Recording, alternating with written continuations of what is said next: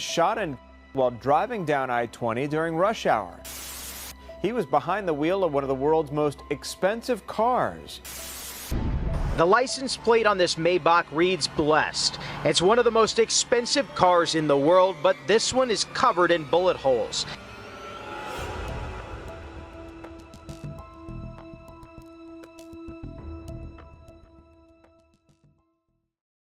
On April 11th, 2013, just after 4:30 p.m., traffic on Atlanta's I-20 westbound was crawling near the Glenwood Avenue exit. It was a typical rush hour. Horns, brake lights, people trying to get home. No one knew they were about to witness something out of a movie. A black Mercedes Maybach moved smoothly through traffic. The car was impossible to miss. Custom, sleek, worth nearly $500,000. Behind the wheel was 41-year-old James Llewellyn, better known on the streets and in the studio as OG Double D, a rising name in Atlanta rap, a man with deep street ties, and that day, a marked target. Without warning, a white SUV pulled up alongside him in traffic. The move was precise, no hesitation, no drifting. Witnesses said it looked deliberate, like it had to be planned. Then, gunfire erupted. Shots ripped through the passenger side of the Maybach, punching clean through the double-paned glass. At least 9 rounds tore through the vehicle, some exiting through the driver's side door. Cars screeched. Drivers ducked. Chaos erupted in every direction. But the Maybach kept coasting forward, slowly rolling to a stop on the highway. Police say witnesses saw someone in a white SUV shooting at the Maybach during the height of rush hour, then speeding off here on I-20 westbound near the Glenwood exit. Inside, OG Double D was slumped over the wheel, bleeding from multiple gunshot wounds. An off-duty firefighter, stuck in the same traffic, rushed over and opened the driver's side door. OG Double D was alive, but just barely. The car's luxury interior was soaked in blood. Paramedics arrived and rushed him to Grady Memorial Hospital in critical condition. But the damage had been done. A short time later, OG Double D was pronounced deceased. Back on I-20, lanes were closed off with police tape. Crime scene investigators documented the bullet holes, the blood, the shattered glass. Drivers who had witnessed the shooting were in shock. One man asked aloud what everyone was thinking. Who would shoot someone like that in broad daylight, and why? Just days after the shooting, the city of Atlanta gathered to say goodbye. The funeral for OG Double D was held in Decatur, Georgia, a quiet service for a man whose life had been anything but. When the service ended, the hearse carried OG Double D to his final resting place. News of OG Double D's passing spread fast across Atlanta. By the next morning, social media feeds, blogs, and rap forums were flooded with shock and disbelief. Fans posted photos of him posing beside the Maybach just weeks earlier. Unable to comprehend the same car, now sat riddled with bullets on I-20.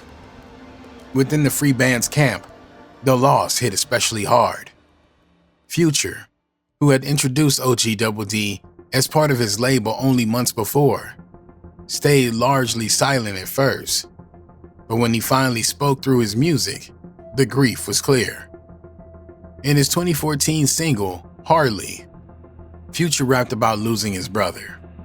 Other Atlanta artists echoed the pain. Rising rap trio Migos released their track, R.I.P.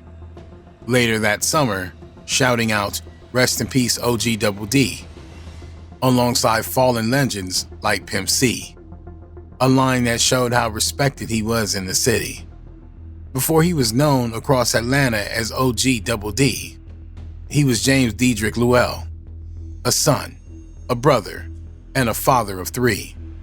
Born in 1971 and raised between Memphis, Tennessee and Miami, Florida, James grew up surrounded by two worlds: the church pew his mother brought him to on Sundays, and the rougher streets where money came fast and loyalty was everything. By the late 2000s, he had carved out a reputation as a street-smart businessman, someone who moved quietly but commanded respect. When he relocated to Atlanta, the city's booming trap music scene felt like a natural fit. His friends said he fell into the rap game almost accidentally. But once he did, he moved fast. In 2012, Atlanta superstar Future introduced him publicly as part of the Free Bands label, a moment that gave him real visibility. Suddenly, the middle-aged newcomer was rubbing shoulders with the biggest names in trap music, traveling between Atlanta and Miami, and investing in studio sessions for younger artists. OG Double D's image was unmistakable.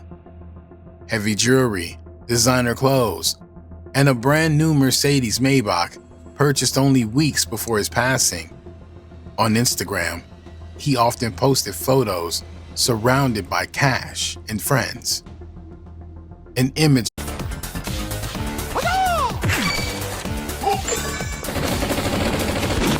$200 in bonus bets when new customers bet $5. Download the app. of success that inspired some and made others suspicious. But those close to him describe a different side.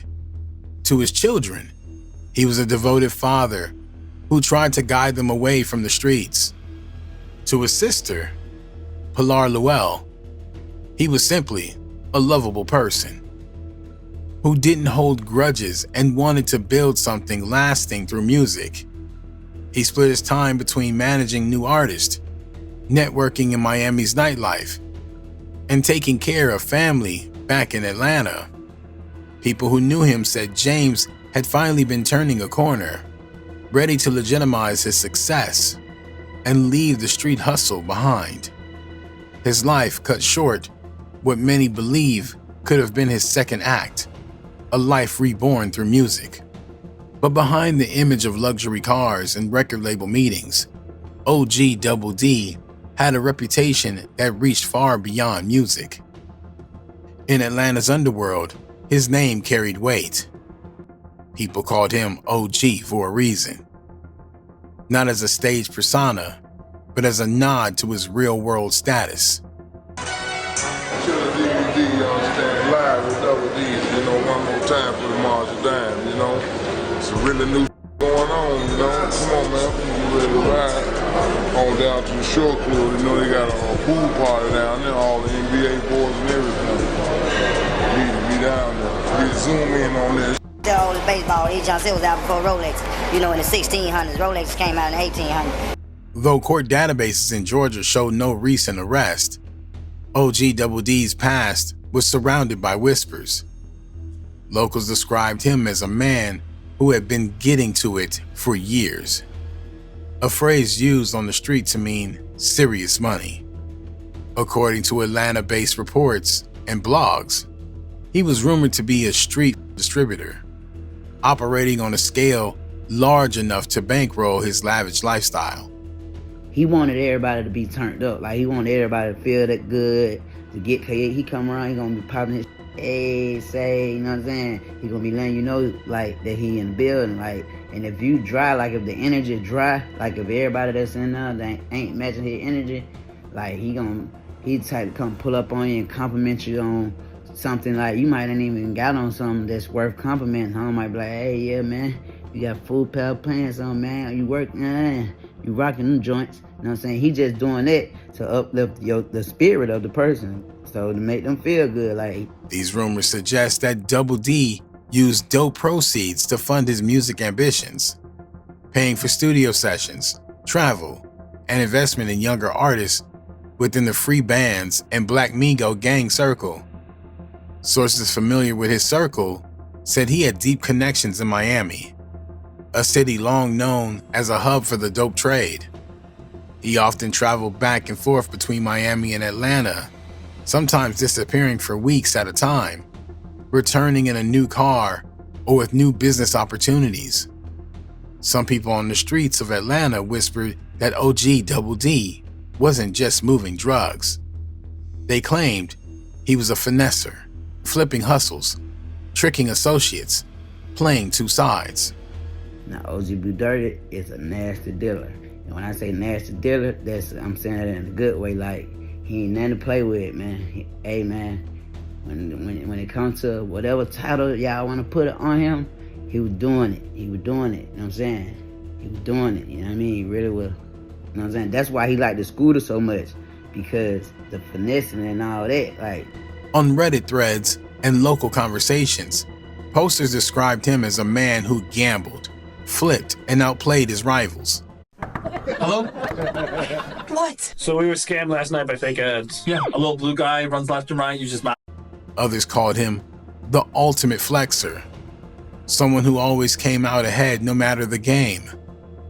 According to the stories, he knew how to charm people out of money, win risky bets, and move in circles where trust rarely lasted long. It fit the image many already had of him: polished, confident, always one step ahead. He had the cars, the clothes, and the cash flow to back it up. His Maybach had turned heads just days before it became a crime scene. And in a city where status often determined survival, finessing was just another form of power. OG Double D wasn't just part of Atlanta's rap scene. He was woven into the street politics. His rise in the music world was inseparable from his connections on the ground. By 2012, OG Double D had joined Future's Free Bands label, a collective that blurred the lines between business and the block. Within Free Bands was another layer, Black Migo Gang, often shortened to BMG. In interviews and fan discussions, BMG was described as a tight-knit network of hustlers and artists who helped fund one another's ventures. OG Double D fit the archetype perfectly. An older figure with money, cars, and influence. Street insiders called him a patron, someone who could bankroll projects, settle disputes, and move quietly when things needed handling. Rumor had it that his money helped fund recording sessions for Young Scooter and other rising stars in the BMG Free Band circle. So I met OGW through Scooter. In Atlanta, being the man with the money meant people were watching, and not always with admiration. Yeah, I just feel like he probably was in the wrong place at the wrong time. He just was in the, I don't know what really played out, because I was locked up, but you know how the streets got 10 stores, so I just not usually be with him if he out and he over that way. Then came whispers of a split. Around 2013, stories circulated that OG Double D was distancing himself from Future's camp and aligning with Gucci Mane's 1017 Brick Squad. Crossing lines between them was risky. Some said it was a business move. Gucci was signing new artists fast, and OG Double D wanted in. Others claim it was personal, the result of arguments inside Free Bands over money and loyalty. One story told in Atlanta studio said there had been an altercation between OG Double D and Waka Flocka Flame, one of Gucci Mane's prodigies. Details vary. Some say it ended with fist, others that it stopped just short. But it showed how volatile those circles could be. By the time of his passing, it seemed OG Double D was caught between two empires, each powerful, each protective of its own. In Atlanta's underground, switching sides wasn't a simple business decision. It was a declaration, and sometimes declarations had consequences. From the moment the news broke, the streets of Atlanta were buzzing with questions. Everyone agreed on one thing: OG Double D's hit wasn't random. A daylight ambush on the interstate, 9 bullets through a $500,000 car. That was a message. The question was, whose message? Almost immediately, theories began to spread. Family members told police that earlier that day, OG Double D had visited South DeKalb Mall twice. He even dropped his brother off at their mother's home just hours before the shooting. They believed he was being watched, maybe even followed from the mall. Some witnesses remembered seeing him talk with someone near the parking lot. Later that afternoon, as he merged onto I-20, the same white SUV appeared in the rearview mirror. To the family, it felt like too much of a coincidence. Despite the speculation, no one could agree on the motive. There was no public threat, no social media taunts, no warning signs in the days before. To his family, he had been calm, optimistic, focused on his career. Yet within hours, he was deceased, hit in broad daylight. In the absence of answers, the theories multiplied. Some said it was a setup by people he trusted. Others whispered about Florida connections, that his assailant might have come from Miami, done the job, and disappeared. In the days following the hit, the DeKalb County detectives faced a challenge. The attack had happened in broad daylight, during rush hour, on one of Atlanta's busiest highways. Dozens of drivers had witnessed the chaos, yet almost no one had seen the shooter clearly. Officers processed the Maybach for evidence, photographing the bullet holes that cut through both sides of the vehicle. Shell casings from a high-powered rifle littered the asphalt. It was a hit carried out with precision, the kind that left few mistakes behind. Will you prioritize upgrading your armaments to deal with threats that might arise? Or will you focus on a more evasive route and build impenetrable The assailant had vanished into traffic before anyone could react. Months passed, and the case went cold. But in the spring of 2014, a year after the hit, the DeKalb County Police finally named a suspect, 25-year-old Christopher Dyer. Dyer wasn't from Georgia. He was a Florida native, already serving time at Marion Correctional Institution in Ocala for burglary and grand theft auto. He was also wanted in Palm Beach County for additional charges. Records show he had a history of violent crimes, including armed burglary convictions from 2007. Police didn't explain how they tied him to the homicide, whether it was through ballistics, witness statement, or forensic evidence. But they were confident enough to charge him. He's awaiting extradition. A DeKalb police captain told reporters, "We've identified him as the primary suspect." The news shocked the public. Dyer had no known connection to OG Double D. He wasn't part of Free Bands, the local music scene, or Atlanta Circle at all. That fueled a darker theory that Dyer hadn't acted alone.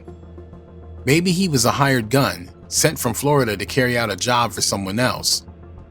Law enforcement never confirmed that angle, but they didn't dismiss it either. Detectives continued to probe whether anyone had ordered the hit, especially given Double D's ties to both Miami and Atlanta. After 2014, updates on the case slowed. Local news stopped reporting new developments. There's no public record of a trial or conviction in Georgia under Dyer's name for the homicide. For all intents and purposes, the case slipped back into silence. To this day, OG Double D's hit remains technically unsolved.